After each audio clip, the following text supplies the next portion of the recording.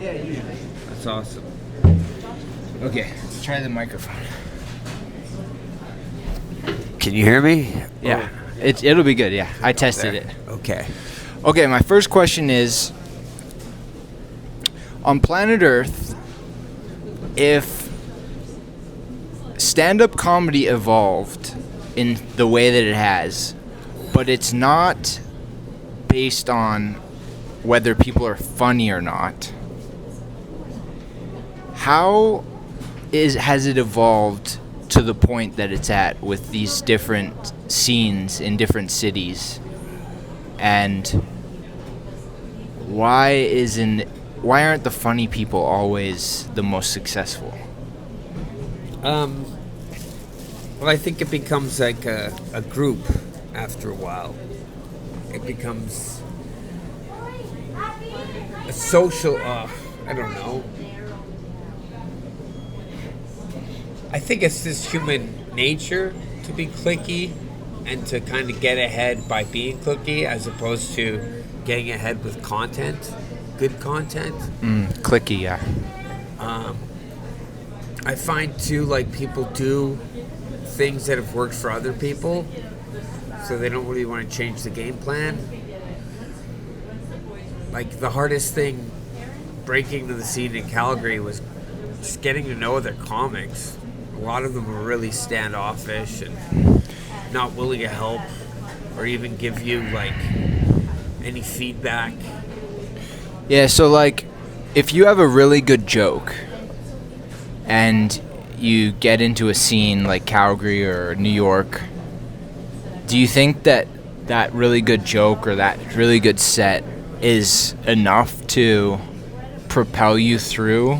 Like, No, not anymore. Now So you it's- have to be up on your social media game. You have to do a lot of schmoozing. so you got to clip the joke into a shorter, like a content style, and then put it up. Like, people do that with crowd work. Yeah, too. but you have to, like, the hard part about this is you have to know those mediums, right? Like, you have to know how to use YouTube and TikTok and Instagram, and you Right. have to be constantly like, you almost need someone else just to manage that aspect of your career. Yeah. Like, some of these comics who are all over TikTok and YouTube and Instagram, I wonder how they can do it. Like, can they work a job Yeah. and also too, like, the bad part of that is if you're focusing on podcast or YouTube, TikTok, and all those other mediums, you're not really focusing on the art. You're just focusing on how to put things up for views. Yeah. So I'd argue that, like, all that stuff can take away from a comic as opposed to make them better because it distracts them from their art. Why do you think you lean towards political comedy? Like, how did you start with that as your theme? I was always really anti-fascist. I always liked politics. I mean, Trump getting into office didn't help either. It's not going to help again, but I don't know. I've taken a step back on all that stuff. Like, I was guilty of disowning people just because they had immensely different political opinions. Right, Like, right. if you were a Trumper, I wouldn't really give you a chance. Yeah. I'm not like that anymore, though, after the last election. And I mean, I don't like Trump by any means, but the other option wasn't very good either. It was just more of the same. And, like, I did buy into all that Trump is a Nazi stuff. And Yeah. Do you find, like, because we're in Canada, there's a disconnect, like, that it doesn't affect us as much, or you think that we're all kind of in the same system? no, I think it finds its way up here. Yeah. Definitely. Anything that big that happens in the States finds its way up here. Like, for example, after Columbine, only a few months after the Columbine shooting, the next school shooting was in Tabor, Alberta.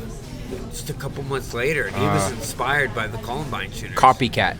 Yeah, and, like, everything in the States makes its way up here. Like all those hate groups, the Proud Boys, Soldiers of Odin, they all made their way up here. Right. So yeah, it might not happen as rapidly, but Do you think Wexit was a part of that, or not really? Where the people were trying to separate from Canada? Yeah, like, I mean, that had its roots in Quebec trying to separate as well, but yeah, I definitely think that Wexit movement was inspired by the MAGA movement. It was radical. Yeah, it was definitely radically right. Yeah. All those guys, like, it wasn't left-wing people wanting to separate. Not really. I forgot about that. Yeah. Wexit. And those, remember those Yellow Vest protesters? Yeah, Yellow Vest. That was Europe originally. Yeah, it found its way up here, though, too. Yeah, you're right. You're right, it did, yeah. Yeah, like I was telling you, I started at a heckle show in Toronto. Yeah. And so when I first started comedy, it was like, all I was thinking about was trying to make the audience laugh with my reaction to whatever they were saying. So if I told a joke and they reacted by saying like boo or F you, it was my reaction to that was my priority. That's what I wanted to impress people. Like, how fast am I at recovering or turning it around? Yeah. Kind of like the karate, like Totally. take the energy and shoot it back at them.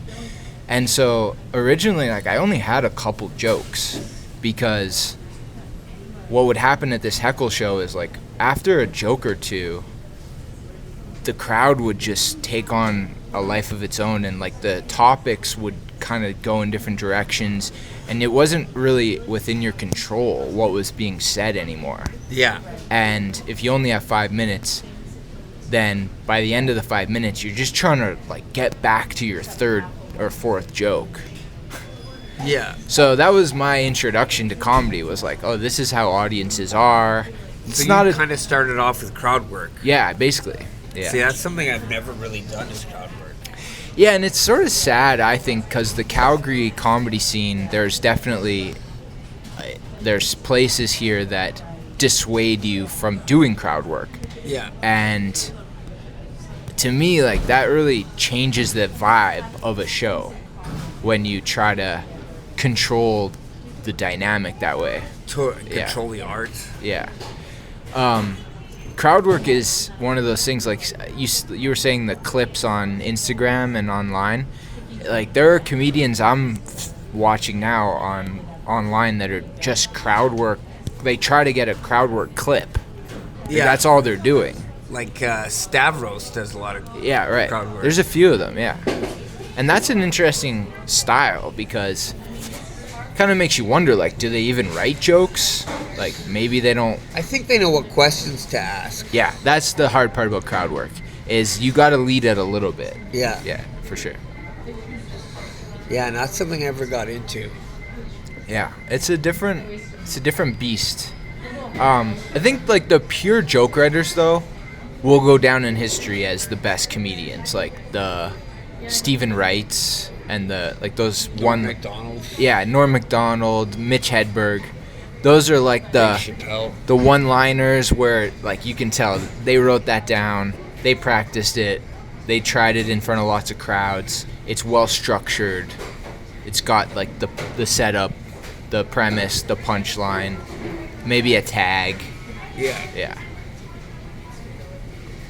So I look up to that type of comedy. Like, there's something impressive about a good writer. Oh, definitely. Like, I don't know if you know Paul F. Tompkins. He's a really good Yeah, writer. Okay. I watch him on, or I listen to him on Comedy Bang Bang. Yeah. You know that show? Yeah, and I've listened to that CD.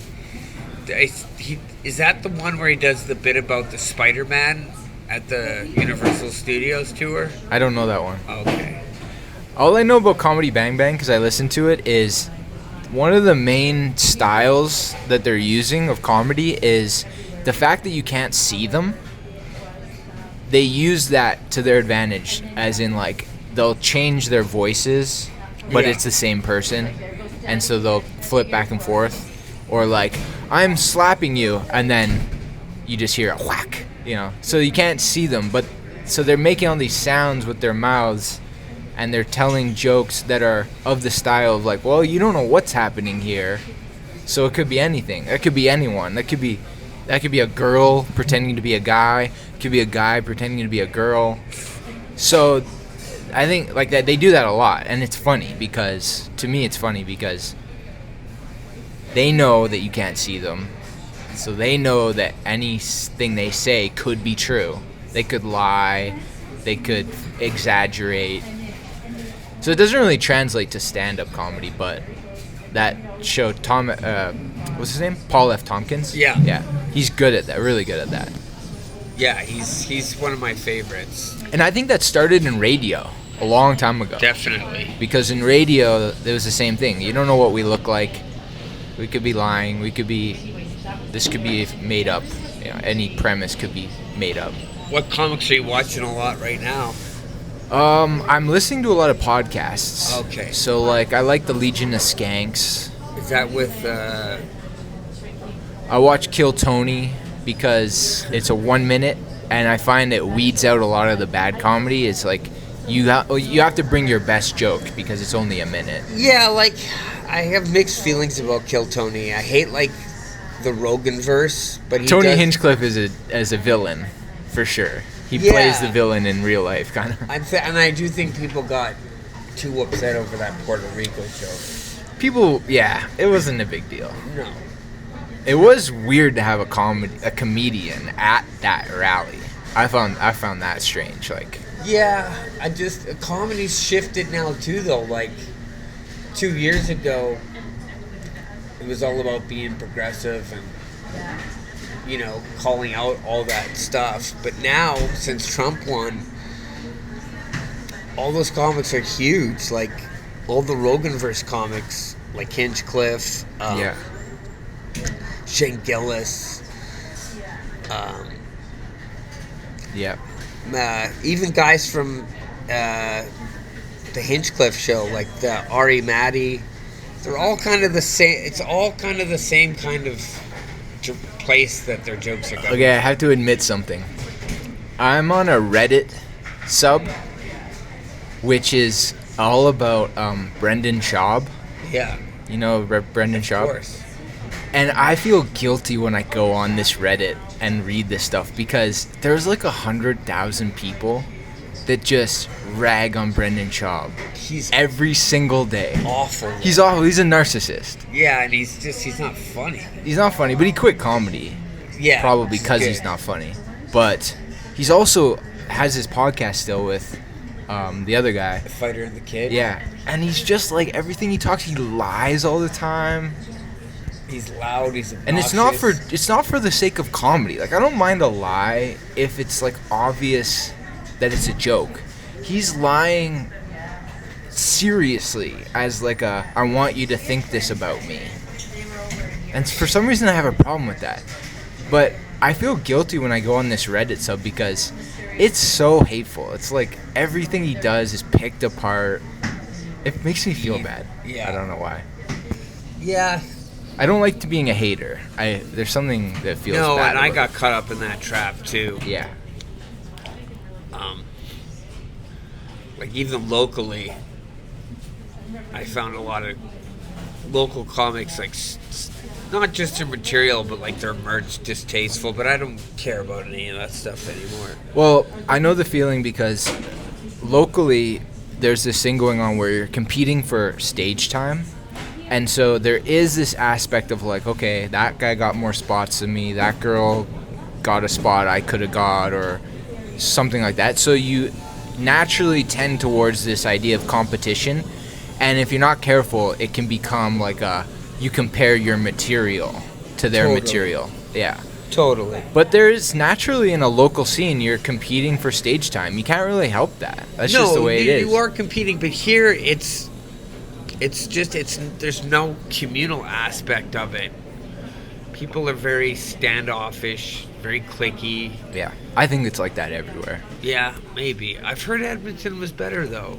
Toronto was like that. Was it? Yeah. And like, And in Toronto, one of the things they do is this idea of like putting people in buckets. So like gay and lesbian bucket. okay, Or trans bucket. Yeah, that women's bucket. Even like there's a bit of racism, I think, going on in Toronto, because where it shows up is in the online comment sections. Yeah. And so There there's can't be more racism than here, though. well, it's bigger and it's more diverse. So But like, you have those like for example, those Danger Cats guys. They Yeah, sell yeah. racist merch, and they kill it. And Yeah. but they only play in hick towns in places like Alberta, Saskatchewan. but they're like, okay, not to defend them, because I see what you're saying in They're terms of pandering, though, just to that select anti-Trudeau audience, which has gotten a lot bigger. but- like, I know those guys, like I'm friendly with them, so I see why. Like, I don't want to hate on them, but also I see what you're saying. And one of the things that keeps me kind of grounded with watching what they're doing in terms of their racist material is when I watch Legion of Skanks in New York. yeah. It's the same type of, like, they're openly doing racist jokes, but their thing is freedom of speech is more important than racism, as in but- racism can be funny. That's But their what that's point their- is it free? Like, my big beef is, I guarantee you, if those guys went to South Central LA and did a show, they wouldn't bring those shirts to sell because they'd be murdered in Right, the parking lot. I used to wonder with the Danger Cats, because I heard for a while they were kicking people out of their shows, and they had like a bouncer that would come with them. Really? And I heard, or what I was thinking for a little while, is that they were sort of hiding behind this concept of, we're in a club, we can kick you out if you react too much to our Joke. Yeah, and so what you're saying, you can see it a little bit of like, they're hiding behind this concept of like security is keeping us safe, so we can say whatever we want. And I agree with you. Like, if they're in the middle of nowhere and they say that to someone, they don't have that security to kick the person out. Totally. But I'm kind of hopeful that they've started to change. And one of the things that happened is they're touring with this guy Holtzman. That old guy? Holtzman, yeah. Yeah. And his thing is he walks people, but I don't think he kicks them out. So his thing is like he's trying to get you to leave on your own, which I respect way more. Yeah. Because that at least is like, if the person can handle it, they should be allowed to stay. It's up to you as a comedian to handle the heckles and the feedback you get. But so what I'm hoping is that the Danger Cats being around Holtzman and part of his shows is they're not kicking people out as much as they're trying to walk people, which I think is a better style of like shock comedy. If you can walk someone, Yeah. that's on them. They My came to the wrong show. biggest you know? point of content with Danger Cats, so it's not their comedy, it's their connections to, like, they have connections to neo-Nazis. Yeah, I'm which sure. is- I'm sure they do. Yeah, but yeah, Diagolon. but that's whole kind of like the Diagolon freedom thing. of speech thing. I think if you ask them, they would just say, yeah, like we know lots Yeah, of people. but- It doesn't make us bad people just because we know them. But you're friends with them. You're in pictures with them. yeah, Like, if you know anything about I don't think they would care about that. Diagolon was that hate group that was set up during COVID that tried to create a nation in a diagonal line across North America. And they were the ones that planned to kill those cops up in Coots, like the blockade. I don't know if you remember all that stuff. Yeah, I remember. Yeah, Yeah, it was big. Yeah, Chairman Mackenzie's the leader of that hate group. yeah.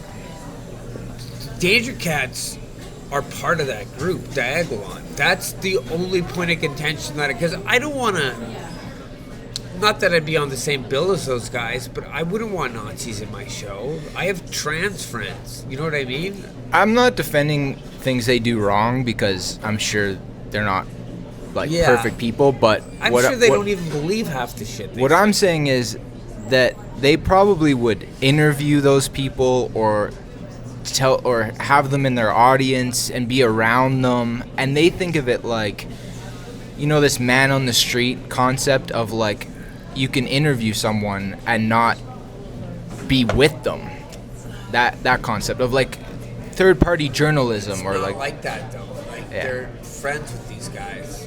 yeah, I don't know. I mean, I have no idea what they're Like, doing in their my private beef lives. with them started because I left a comment on one of those guys, not the Danger Cats guy, but one of the Diagolon guys, Jeremy McKenzie, the guy who like heads that hate group. And he said to a bunch of people after me, telling me that they're going to be at my shows, and they mentioned, what's Uncle Hack's real name? Brendan? I don't know. They mentioned him Yeah. coming to my show, and then I responded. It got, and I shouldn't have bought into it, but, and now I don't even care. Like, let them out there. Yeah, so how do you... So about 10 minutes ago, you said something about how you used to be more of a leftist and you were sort of pushing against the right. And what you're saying now feels a little bit like that. But then you said you're not doing that anymore and you don't look at it like us versus them or that you... Like, how do Yeah, I still, at the end of the day, there's no way I'd ever want Nazis at my show. Right. Like, there's an old German saying that if you're sitting at a table of 10 Nazis, there's 11 Nazis at the table. But if you're doing an open mic, you can't control who comes to your shows. No, but those guys don't do open mics. Those guys advertise, and I'm like, just saying, you could have... Anyone could be in the audience. for sure, but they on purpose play those small hick towns. You know what I mean? Like, it's on purpose because they're pandering to that audience, Yeah. which is so easy. Like, why not win over the crowd? Make it a bit of a challenge. And like, I heard those guys kill it too. Like on their tour, they make a lot of money. Oh, yeah. But it must get boring for them too to like constantly perform in front of the same people. So how does it fit with this freedom of speech idea? Like when I got into comedy, one of the main things I always thought was, and you agreed with this earlier, is like you should be allowed to tell any joke. There shouldn't be rules about which jokes you could say. So how does that fit with... No, but I also believe in reading the room and not like, there's a difference between a comedian and some guy who's just trying to hurt people and get a reaction, like a negative reaction. That's not necessarily comedy. Like, That's a style, though. Getting guess. shock comedy? yeah. But That's if you're definitely a style. Constantly picking on the same group. Like, what do you think of this Ari Shafir guy?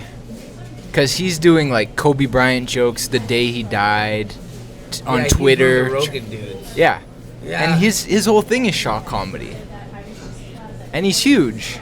I mean, it could be a Rogan, like, because he's connected to Rogan, that could be why he's so big.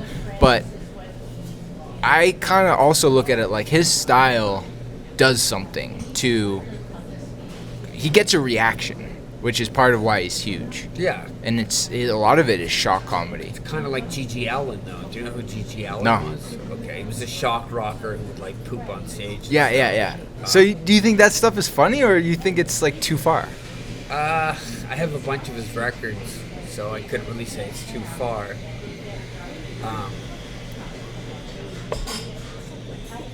Yeah.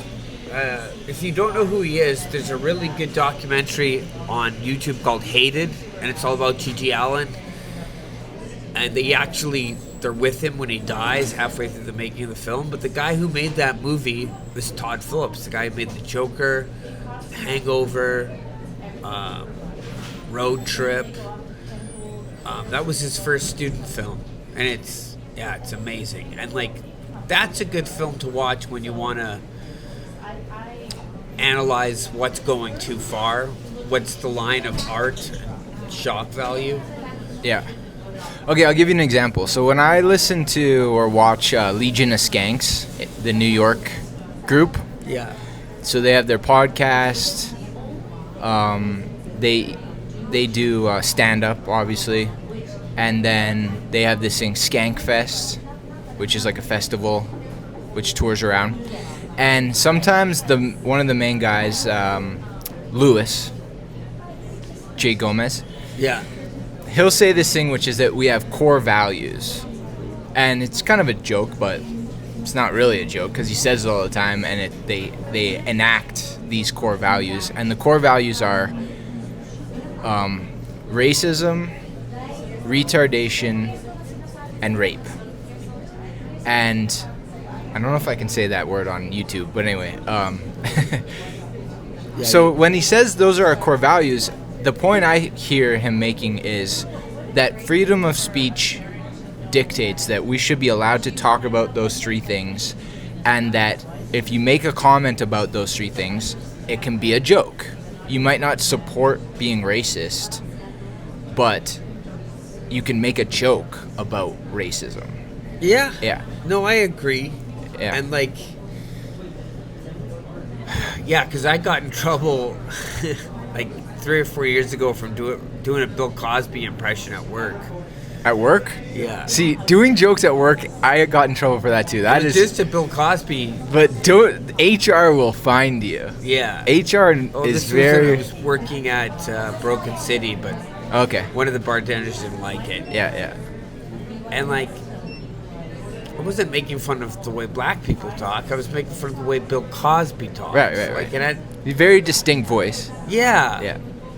But No, I totally get that. I used to do a Tupac impression, and Cool. and whenever I would start the impression, someone always in the crowd would go, "Uh-oh," yeah. because I'm white. Like they just knew, like, oh, there's something wrong with doing this. But I don't think you can do the voices of other races anymore, which to me is kind of ridiculous. It's taking it too I think far. you can, because it's happening on podcasts. Well, I've noticed a shift in comedy though now. Like all the politically correct stuff is done. Woke Oh, there's so comedy many is done. podcasts that are doing like Asian voices, like white guys doing Asian voices, Asian guys doing black voices. Like Yeah, I but, think like, I think that's it's why Shane Gillis got kicked off SNL. he said the word though. Don't say it. Yeah. But he said a word that you're not supposed to say. I think the voices thing is coming back.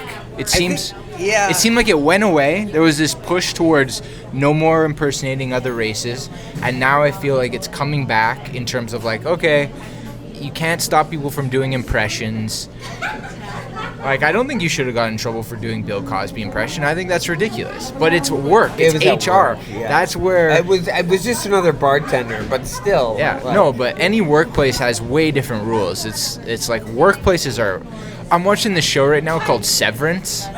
Did you hear? Yeah, I heard it's good. It's really good, and the whole concept is that your brain gets severed. That's why it's called severance.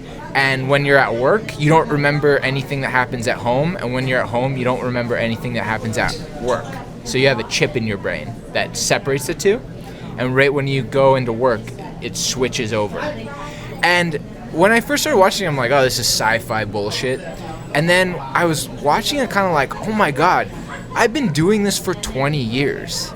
Because even since I was a teenager, like if I didn't like going to work, I would switch into a different part of my brain where